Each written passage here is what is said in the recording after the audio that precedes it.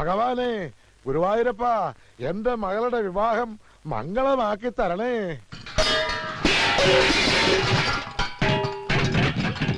ഇവിടെ വലിച്ചു വാരിയിടാനല്ല പറഞ്ഞത്. ആർക്കും ഒന്നിലും ഒരു ശ്രദ്ധയും ഇല്ല. തനിയൊന്നേ വരുന്നേ. താനാണോ ഇവിടുത്തെ ദേഹണ്ണക്കാരൻ? അതെ. വീട്ടുമുറ്റത്ത് വെച്ചാണോ ദേഹണ്ണം? അല്ല, പിൻഭാഗത്താ. എന്നാ പിന്നെ വാചോടിച്ചിരിക്കാതെ ചെമ്പും കലവും ചട്ടവും കൊടുത്ത് അപ്പുറത്തോണ്ട് വെക്കണോ? ഓഹോ.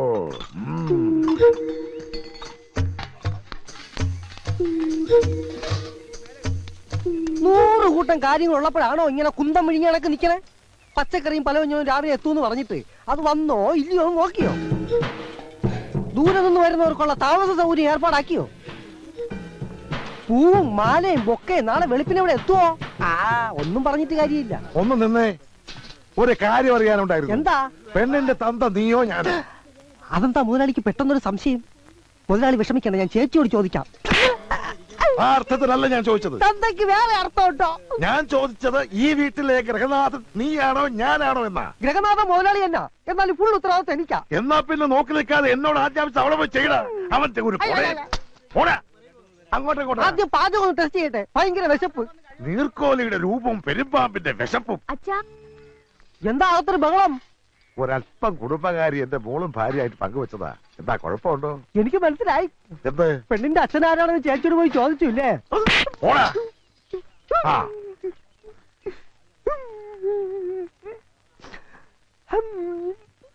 എടാ അച്ചുവേ, എന്റെ മകൾക്ക് ഇതെന്താ പറ്റി? കല്യാണം അടുക്കും തോറും മനസ്സിനകത്തൊരു ചാഞ്ചാട്ടം. ഇപ്പൊ കല്യാണം വേണ്ട വേണ്ട എന്നൊരു വാശി. ഇനിയിപ്പൊ പേടിച്ചിട്ടാണോ അതോ? അതെ, മുഹൂർത്തം എടുക്കും തോറും പേടിക്കുന്ന പെണ്ണുങ്ങൾ 2 തരത്തിലുള്ളവരാ.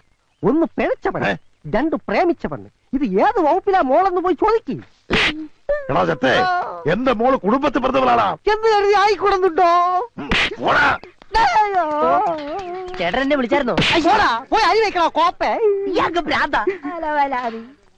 ഭ്രാന്ത് വരും. അല്ല, വലിയകുറുപ്പും കൊച്ചുകുറുപ്പും ഒന്നിച്ചാണല്ലോ.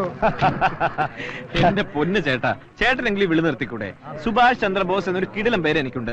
താല്പര്യം അനുസരിച്ച് സുഭാഷ് എന്നോ ചന്ദ്രൻ എന്നോ ബോസ് എന്നോ വിളിച്ചോ. എന്ത് തന്നെ ഉണ്ടെങ്കിലും ആ കൊച്ചുകുറുപ്പിന്റെ സുഖമില്ല.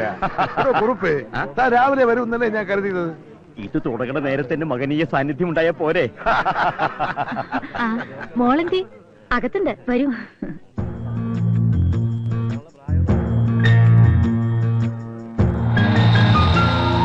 ഇത് ഞങ്ങളുടെ വക. വരൂ, എന്തെങ്കിലും കഴിച്ചിട്ട് സംസാരിക്കാം. ഈ കോളാസ് എടുത്ത് ഓരോന്ന് അങ്ങോട്ട് കൊടുത്തേ.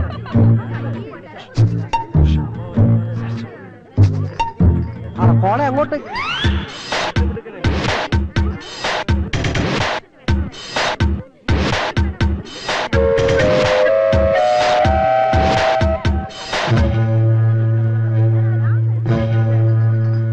മോടെ വിവാഹത്തെ കുറിച്ച് എനിക്ക് ഒരുപാട് സ്വപ്നങ്ങൾ ഉണ്ടായിരുന്നു. ഗുരുവായൂരപ്പന്റെ കടാക്ഷം കൊണ്ട് ഇതുവരെയെല്ലാം ഭംഗിയായി. നല്ല വരൻ, ഉയർന്ന ഉദ്യോഗം, 5 അക്ക ശമ്പളം, കൂടാതെ നല്ല തറവാടിയും. എന്നാലും കെട്ടുകഴിഞ്ഞാൽ തന്റെ മോൾ അങ്ങ് ദൂരേക്ക് പോവില്ലേടോ? ഒരേ ഒരു മകളെ ഉള്ളെന്ന് കരുതി പെണ്ണ് വീട്ടിൽ കയറി താമസിക്കുന്ന ഏതെങ്കിലും ഒരു കോന്തിന് കെട്ടിച്ചു കൊടുത്താൽ വട്ടപ്പറമ്പിൽ ശ്രീധരനുണ്ടെത്താന് പിന്നെ എന്താണ് ഒരു വില?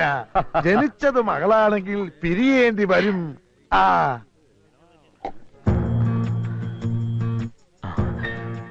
മണിക്കുട്ടനായിട്ട് കാര്യങ്ങളെല്ലാം സംസാരിച്ചിട്ടുണ്ട്. നാളെ വെളുപ്പിന് റെയിൽവേ സ്റ്റേഷനിൽ എത്തണം. അവനവിടെ വരും. എനിക്ക് പേടിയാവുന്നു. പേടിച്ചിരുന്ന ഇഷ്ടപ്പെട്ടവനോടൊപ്പം ജീവിക്കാൻ പറ്റില്ല. വെളുപ്പിന് 5 മണിക്ക് ഞാനിവിടെ എത്താം. റെഡി ആയിരിക്കണം. എന്നിട്ട് പുറത്തു നിന്ന് ഞാനൊരു തീപ്പെട്ടിക്കുള്ളി കത്തിച്ച് സിഗ്നൽ തരാം. സരസു ആരും കാണാതെ ഇറങ്ങി പോതാ മതി. ബാക്കി ഞാൻ ഏറ്റു. ഇങ്ങനെ പതിഞ്ഞു നിന്നുള്ള ഒതുങ്ങിയ സംസാരം അത്ര ശരിയല്ലല്ലോ.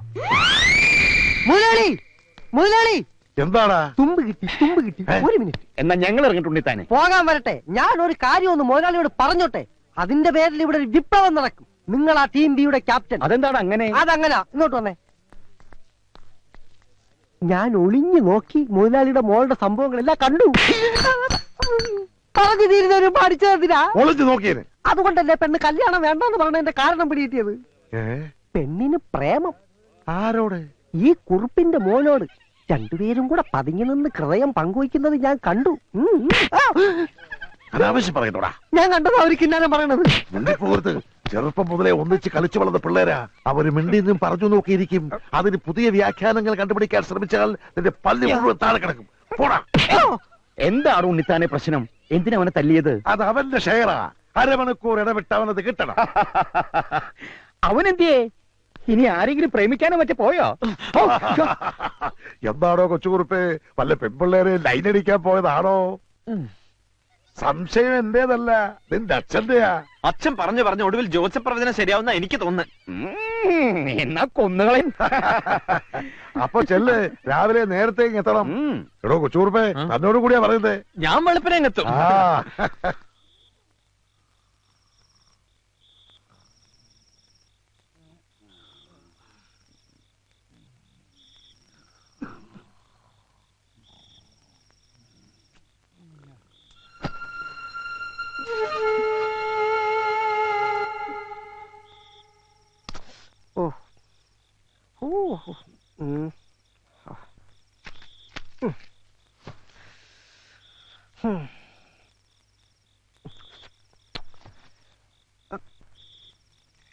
ആ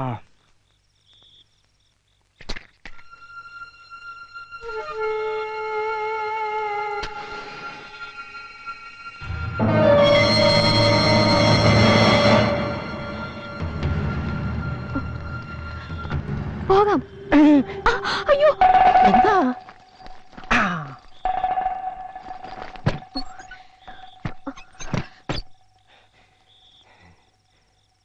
ദൈവമേ, ഇവളിനി കല്യാണം വേണ്ട വേണ്ടെന്ന് പറഞ്ഞത് എന്നോടുള്ള ഇഷ്ടം കൊണ്ടാണോ? അടിച്ചോണ്ട് പോയാലോ?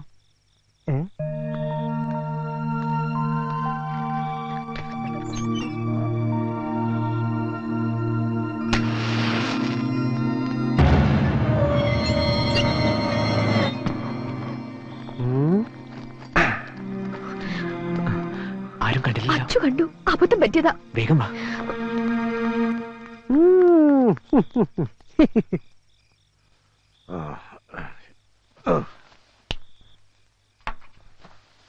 ഓ, എടാ സാവിത്രി, മണി 5 കഴിഞ്ഞു. എഴുന്നേക്ക്. അമ്മായി സരസ്വനെ മുറി കണ്ടില്ല. കണ്ടില്ലേ? അവളിത് എവിടെ പോവാനാ? എവിടെ പോയിട്ട് നോക്കിയടി.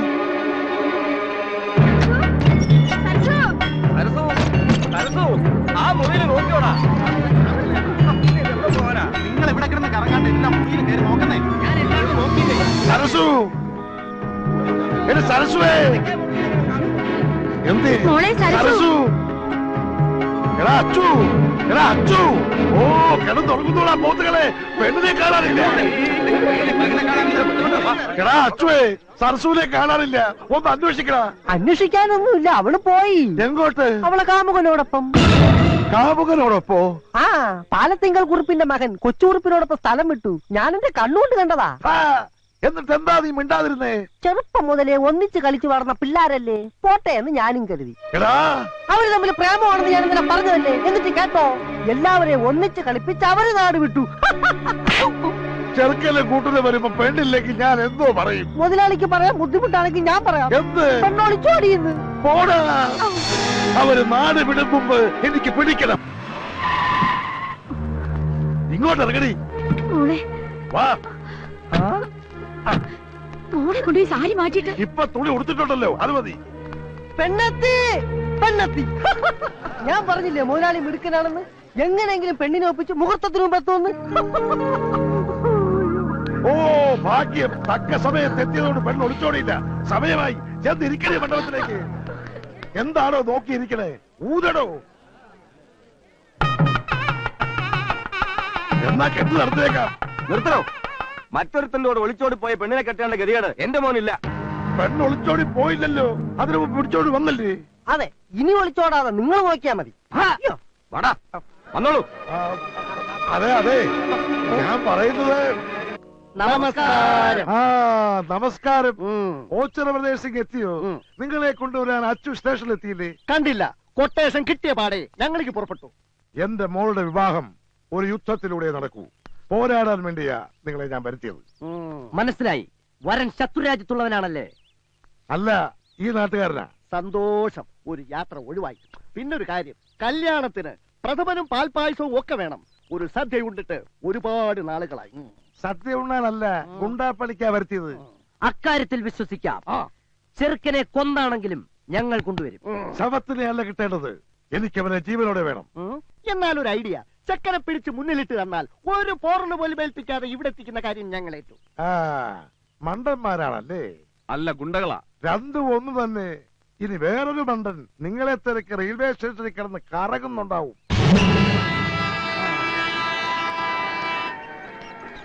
നിക്കണേ, ഓച്ചിറ ബ്രദേഴ്സ് അല്ലേ? അല്ല,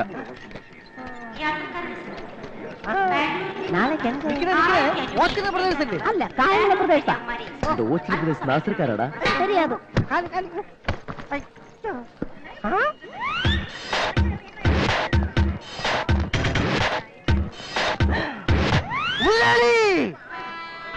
ഹായ് അച്ഛാ. സ്വന്തം തന്തയേക്കാൾ ഇവന് നിന്നോടാണ് കാര്യമെന്ന് ഇപ്പൊ മനസ്സിലായി. അത് പിന്നെ ഞാൻ ഇവന്റെ നന്മയ്ക്ക് വേണ്ടിയേ പ്രവർത്തിക്കൂന്ന് ഇവൻ അറിയാം. ഇപ്പൊ എന്നെ കൊണ്ടുവന്നിരിക്കുന്നത് തന്നെ അതിനല്ലേ. നീ നാട്ടിലെത്തിയ കാര്യം ആരും അറിയണ്ട. നിന്നെ കണ്ടാ ഉണ്ണിത്താൻ റാഞ്ചി കൊണ്ടുപോകും. കാര്യങ്ങളൊക്കെ നിനക്കും അറിയാലോ അല്ലേ? ചിലതൊക്കെ ഇവൻ പറഞ്ഞു. എന്നാ പോവാം. നീ ഇതിൽ കയറണ്ട, ആ വണ്ടി കയറിയാ മതി. ഞാൻ ബുദ്ധിപൂർവ്വം അറേഞ്ച് ചെയ്തതാ.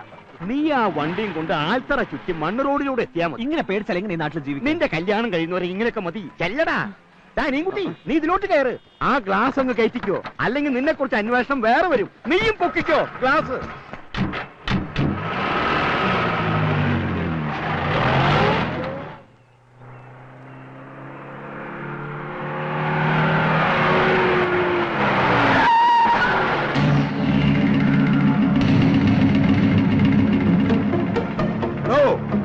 തന്റെ മോനെ ഏത് പാതാളത്തിൽ കൊണ്ട് ഒളിപ്പിച്ചാലും പാതാളക്കരണ്ടി ഉപയോഗിച്ച് ഞാൻ പൊക്കും. ഞാനാ ആ പാതാളക്കരണ്ടി. പുറത്തേക്ക് ഇറങ്ങി വാടോ കുറുമേ.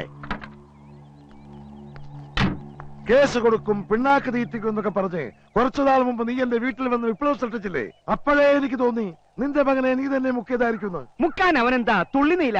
വാചക വലിച്ച് നിൽക്കാതെ ഇറക്കി വിടറാ അവനെ. ഇറക്കി വിടാനായിട്ട് പിടിച്ച് കയറ്റിച്ചില്ലല്ലോ ഞാൻ അവനെ. ഞാൻ കണ്ടതാ. പിടിച്ചിറക്കില്ലടാ. പിടിച്ചിറക്കവനെ.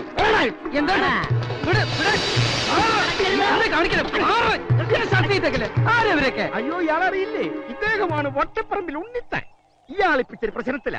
കെട്ട് കഴിയാത്തൊരു മോളുണ്ട്. ആര് ഈ നാട്ടിൽ വന്നാലും മോളെ കെട്ടണം എന്ന് പറഞ്ഞുകൊണ്ട് വരും. നിനക്ക് പറ്റുമോ ഇയാളെ മോളെ കെട്ടാൻ? അയ്യേ, എന്നെ കൊണ്ട് പറ്റില്ല. സോറി ട്ടോ ഉണ്ണിത്താൻ ചേട്ടാ. കണ്ടോ, ഇവന് പറ്റില്ല എന്ന്. എന്നാ ഞങ്ങൾ പോയിക്കോട്ടെ, ഇച്ചിരി ധൃതിയുണ്ടേ. നിക്കേ, എനിക്ക് മൊത്തം ഒന്ന് പരിശോധിക്കണം. മൊത്തം ഒന്ന് നോക്കടാ. നോക്കടാ. അകത്താരെങ്കിലും ഉണ്ടോ? ഇല്ല. ബാക്ക് സീറ്റിന്റെ അടിയിൽ നോക്ക്. നീ ഇതെന്ത് ചെയ്യാ? ദേഹ പരിശോധന നടത്തുകയാ. കുണ്ട പോയ കുടത്തിലിട്ടപ്പോഴാണല്ലോ. മൊത്തം പരിശോധിച്ചു. ഡ്രൈവർ അല്ലാതെ വേറെ ആരുമില്ല. ഉണ്ണിത്താനെ, ഇനി പരിശോധിക്കാൻ എന്റെ അണ്ടർവെയറിന്റെ പോക്കറ്റ് ബാക്കിയുണ്ട്. വേണം. അയ്യോ വേണ്ട, എവിടെ? തൊട്ടുപോകരുത്. നീ വണ്ടി കയറണം മോനെ. മാറാ. അല്ല മുതലാളി, അതൊക്കെ എവിടെ?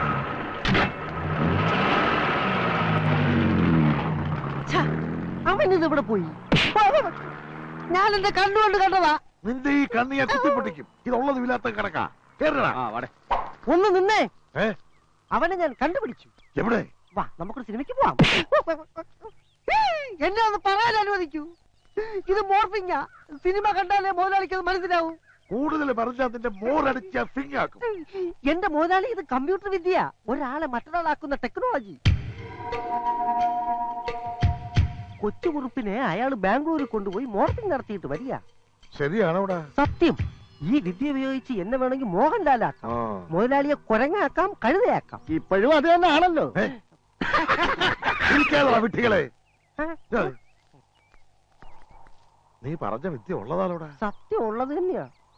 ഇതെന്താണോ നീ നേരത്തെ പറയാത്ത? ബുദ്ധി ഇപ്പോഴല്ലേ വന്നേ. പാവം, വെറുതെ.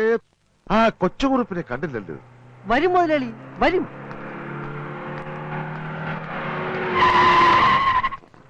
സാർ, കാശ്. ഓ, ടെൻഷൻ കൊണ്ട് മറന്ന.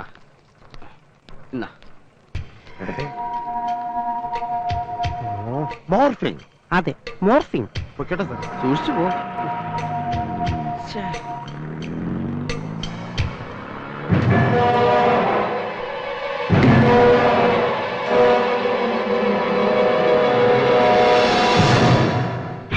നിന്റെ മുഖം മൂടി വലിച്ച് കീറുമോലി. നിക്കടാ അവിടെ. എന്നോടാണോ?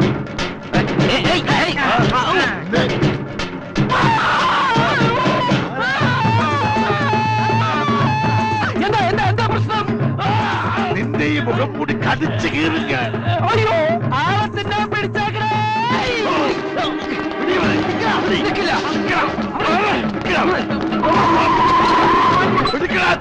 അവൻ നിൽക്കുന്നില്ല മുതലാളി.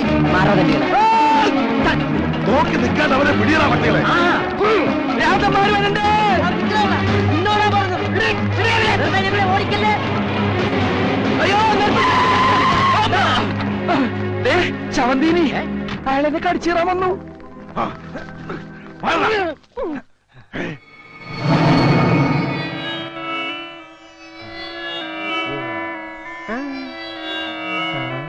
കളിച്ച് കളിച്ച് ഇയാൾ മേലുപദ്രവം തുടങ്ങിയോ? ആ നീ വണ്ടി കയറ്, ഇറങ്ങി കാര്യം മുടക്കണ്ട. എങ്ങട്? കല്യാണ ഡ്രസ് എടുക്കാൻ ആ, കേറുന്നടാ. ആ.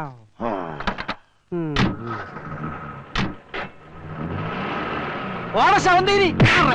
മുതലാളി അവര് രണ്ടുപേരെയും ശ്രദ്ധിച്ചായിരുന്നോ? അത് രണ്ടും കൂടെ ഒന്നല്ല, രണ്ടാ. അപ്പോഴിത് മോർഫിംഗ് അല്ല, തെറ്റുപറ്റിയത് നമുക്കാ. മുതലാളി, ഞാൻ നാന വായിച്ചെല്ലാം പഠിച്ചു. ഇതൊരു പുതിയ ടെക്നിക്കാണ്. ഒരാളെ രണ്ടാളാക്കി മാറ്റുന്ന വിദ്യ. ഇതിനെ ക്ലോണിംഗ് എന്ന് പറയും. എന്താ ക്ലോണിംഗ്. ഇതിന് ക്ലോസിംഗ് എന്ന് പറയും. നിന്റെ ചാപ്റ്റർ ക്ലോസ്.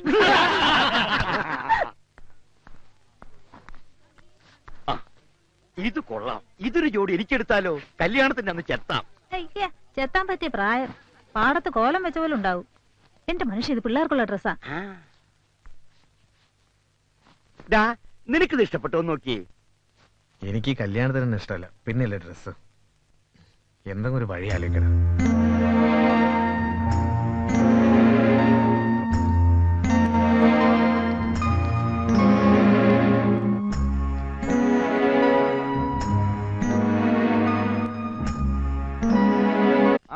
നാളെയെങ്കിലും കിട്ടണം.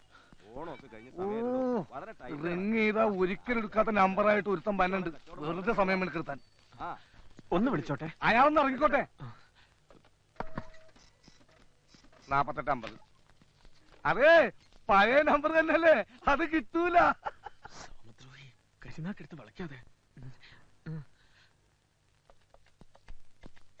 ഇതെന്താ നേർച്ചയാണ്? കൽക്കട്ടയ്ക്ക് ഒന്ന് വിളിക്കണല്ലോ.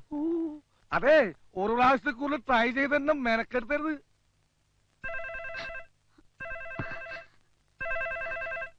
ഹലോ ഹലോ ഹലോ, ഞാനാ.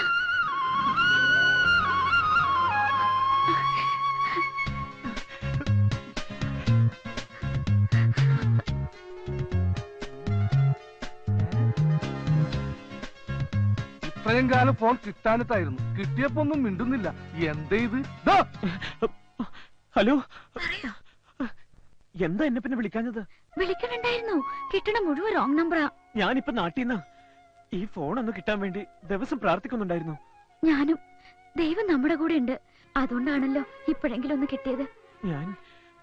ഞാൻ വലിയ ടെൻഷനിലായിരുന്നു. അതിനേക്കാൾ വലിയ ടെൻഷനില്ല ഞാൻ. എന്റെ കല്യാണം നിശ്ചയിച്ചിരിക്കുക. എന്നെ കൊണ്ടുപോവോ? ഞാൻ വിളിച്ച വരുമോ? എവിടെ വേണേലും വരാം. എന്നാ ഞാൻ ബാംഗ്ലൂർക്ക് വരട്ടെ? അത് വേണ്ട, ഞാൻ ഇന്ന് നാട്ടിൽ പോവാ. എന്നാ ഞാൻ വീട്ടിലേക്ക് വരാം. വീട് എവിടാന്ന് പറഞ്ഞാ മതി. വേണ്ട, എന്റെ അമ്മമാര് ഭയങ്കര പ്രശ്നക്കാരാ. അനിയൻകുട്ടി പറ, ഞാൻ എവിടെ വരണ്ടേ? എന്റെ വീട്ടിൽ നിന്ന് കൊറേ ദൂരമുണ്ട് ഒരുവാതിൽ കോട്ടയ്ക്ക്. സാരല്ല, ഞാൻ എങ്ങനെയെങ്കിലും എത്താം. എപ്പോഴാ വരണ്ടേ? 27-ാം തീയതി രാവിലെ 8 മണിക്ക് വന്നാ മതി. 27-ാം തീയതിയോ? എന്താ ഒന്നും പറയാത്തത്? ഞാൻ കാത്തു നിൽക്കും. അനിയൻകുട്ടി, വീട്ടുകാർക്ക് മുഴുവൻ അപമാനം വരുത്തി വെച്ചിട്ടാ ഞാൻ ഓടിപ്പോരുന്നത്. വരാതിരിക്കോ?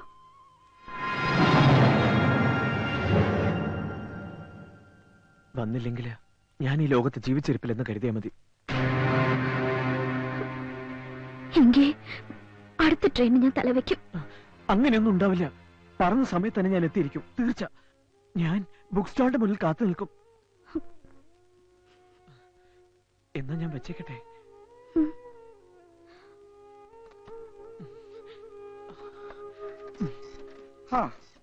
കൽക്കട്ട. ഇത്രയും നാള് വിളിച്ചിട്ട് കിട്ടാത്തതിലുള്ള നഷ്ടമൊക്കെ നികത്തി തന്നെ നന്ദി. ഇതാ ബില്ല് 740 രൂപ. ഇന്നാ 800 രൂപയുണ്ട്. ആ. ബാക്കി താമസം. എന്തൊരു തങ്കപ്പെട്ട മനുഷ്യൻ. ഞാൻ തെറ്റിദ്ധരിച്ച് ഇടക്കിടക്ക് വരണേ. എന്നാ ഞാൻ പോട്ടെ. വേഗം കൊടുക്ക്. അതെ, നമുക്ക് ഈ ബസ് വേണ്ട. അതിന് പകരം 10 അംബാസഡർ കാർ ആയിക്കോട്ടെ. പിന്നെ ചെക്കനും പെണ്ണിനും ഇരിക്കാൻ ഒരു CN. ഈ കാറുകൾ ഇങ്ങനെ നിരനിരയായി നമ്മുടെ പച്ചപ്പട്ട് വിരിച്ച ഗ്രാമത്തിലൂടെ പോകുന്നത് ഒന്ന് സങ്കല്പിച്ചു നോക്കിയേ. സങ്കല്പിച്ചു. സംഗതി നല്ല സുഖമുണ്ട്. എടാ ചെറുക്കാ, നീ എന്നെ കുളിപ്പിച്ച് കിടത്തുന്ന ലക്ഷണമാണല്ലോ. അച്ഛാ, ഈ കല്യാണം ജീവിതത്തിൽ ഒരിക്കലേ ഉള്ളൂ. അവിടെ പണം ഒരു പ്രശ്നമാക്കരുത്. മൊത്തം ബില്ലിംഗ് തന്നെ I will pay. എനിക്ക് ഒറ്റ ദുഃഖേ ഉള്ളൂ, ഈ കല്യാണം കാണാൻ എന്റെ ഡാഡി മമ്മി ഇവിടെ ഇല്ലല്ലോ. പാവങ്ങൾ. ഉടനെ ഒരു കമ്പി അടിച്ചാ വരുമോ? ബുദ്ധിമുട്ടാ. ആ കുഴപ്പമില്ല, അവരെ നമുക്ക് വീഡിയോ കാണിക്കാം. ആ പിന്നെ സദ്യക്ക് ബോളി ഉണ്ട്.